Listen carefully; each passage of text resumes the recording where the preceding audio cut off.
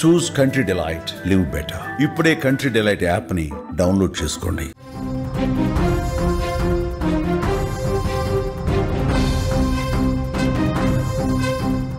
Kurnool bus ప్రమాదంలో విస్తుపోయే అంశాలు ఇప్పుడు బయటకు వస్తున్నాయి.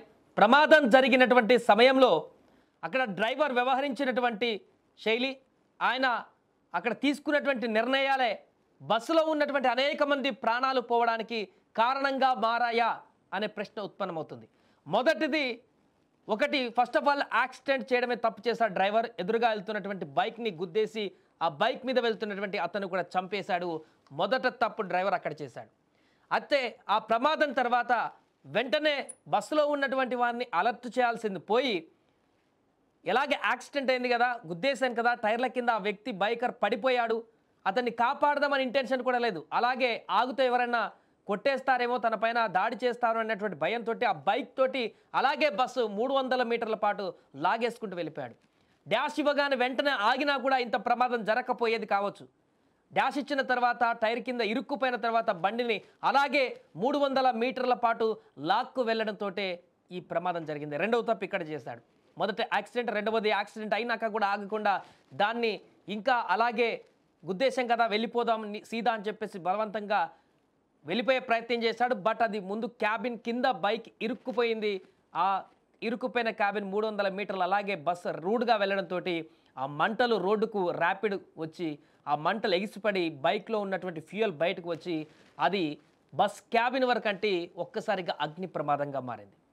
రెండో తప్పిది. మూడవది, ఈ అగ్ని ప్రమాదం వచ్చినటువంటి తర్వాత అంటే ఒక్కసారి మంటలు వచ్చిన తర్వాత ఆల్రెడీ యాక్సిడెంట్ అవ్వగానే బస్సులో ఉన్నటువంటి వాళ్ళందరికీ కూడా అలర్ట్ చేయాల్సిన పరిస్థితి ఉన్నది.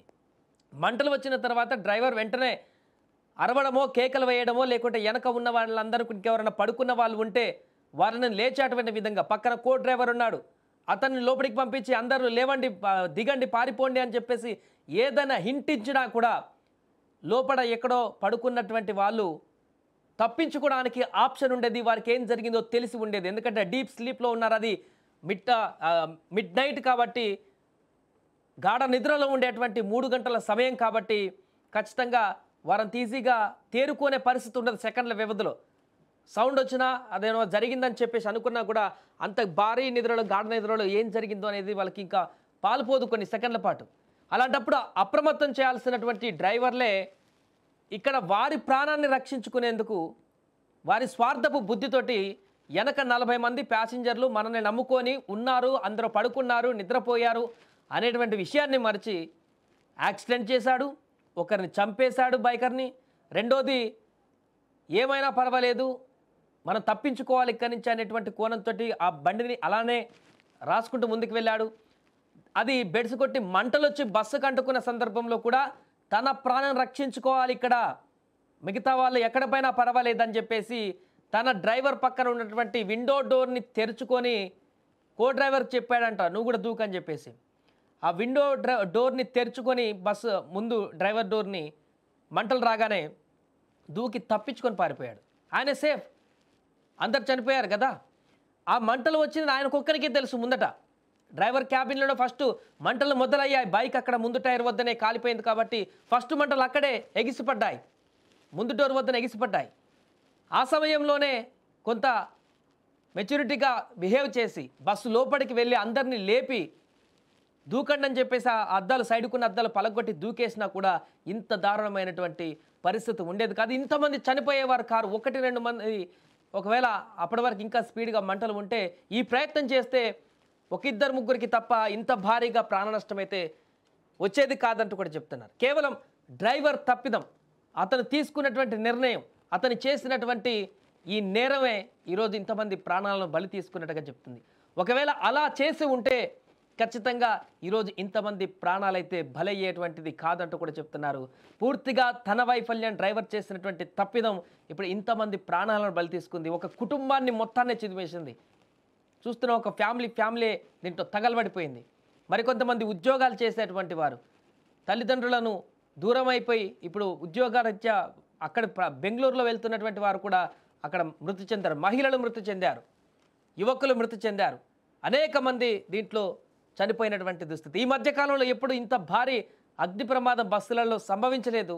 మన 2 తెలుగు రాష్ట్రాలలో కూడా 2012లో జరిగింది ఎప్పుడో ఒకసారి అత్యంత భారీ అగ్ని ప్రమాదం అది. దాని తర్వాత మరలా ఆ ప్రమాదాన్ని గుర్తు చేసేటువంటి విధంగా ఈ ప్రమాదం కనిపించింది. అంత భయంకరంగా ఈ యొక్క ప్రమాదం క్రియేట్ అయింది. ఇప్పుడు అసలు బస్సులోనే కూర్చున్న సీట్లలోనే పడుకున్న సీట్లలోనే వాళ్ళ యొక్క స్కెల్టన్స్ కనపడుతున్నాయంటే అర్థం చేసుకోవచ్చు ఎంత దారుణంగా వారు బిక్కుబిక్కుమంటే ఆ బస్సులో ప్రాణాలు పోగొట్టుకున్నారు అరుపుల కేకలతోటి ఆ మంటలు వచ్చినప్పుడు అనేది అక్కడ ఉన్నటువంటి ప్రత్యక్ష సాక్షులు చెప్తున్నారు. ఒకసారి వారు మాట్లాడినటువంటి బయట కూడా ఉంది.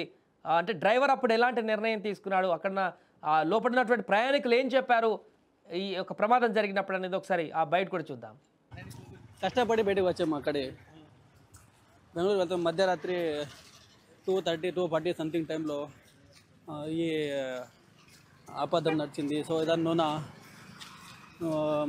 డ్రైవర్ ఏం మాకు అంతా అలర్ట్ చేయలేడేంలే. సో 2 వీలర్స్కి గుద్దాడంట. ఆ ఎగ్జిబిషన్లో సైడ్కి వేసాడు గాడి. సో మేము లేచి ముంగల్కి వస్తుండే అక్కడ ముంగలంతా ఇంగ్లం ఉండే. సో ఆ మంటలోకి నూనెకి వస్తూ ఉండని మాకు ఆపదంలో మేము డ్రైవర్ సైడ్ది విండో అంతా పళ్ళకొట్టుకొని అక్కడే దుంకి బయటికి వచ్చాము. సో వెనక ఉన్న అందరికి కొంచెం అలర్ట్ చేసి మేమే దుంకుతీమి. కొంచెం మంది లేచి వారు కూడా బ్యాక్ సైడ్లో అన్ని గ్లాస్ అన్ని పళ్ళకొట్టి వారు బయటికి వచ్చారు అక్కడి నుంచి. కొంచెం ముందు 10-12 మెంబర్స్ వెనక నుంచి వచ్చారు. ముంగల్ నుంచి డ్రైవర్ విండో నుంచి ఒక 5 మంది మేము వచ్చాము. మేము మళ్ళీ డ్రైవర్ బ్రేక్స్ చేశారు గాడి. మేము అంతా హ్యాండ్తో కాలుతో కొట్టి గ్లాస్ అంతా పళ్ళకొట్టి బయటికి వచ్చాము. మేము మా రక్షణ కోసుకున్నాము. అలర్టే చేయలేదు యాక్చువల్లీ. వాళ్ళ డ్రైవర్ అలర్ట్ చేస్తే మేము ఈజీగా సేవ్ అవుతుంటాం. ఇంకా 10 మెంబర్స్ అంతా సేవ్ అవుతుంటారు అక్కడ. ఫైర్ బ్రాండ్కి బయటకు వచ్చిన మెంబర్ మేమే చేసాము. తర్వాత పోలీస్ అంతా వచ్చి ఫైర్ బ్రాండ్ తెప్పించి ఆర్పించారు.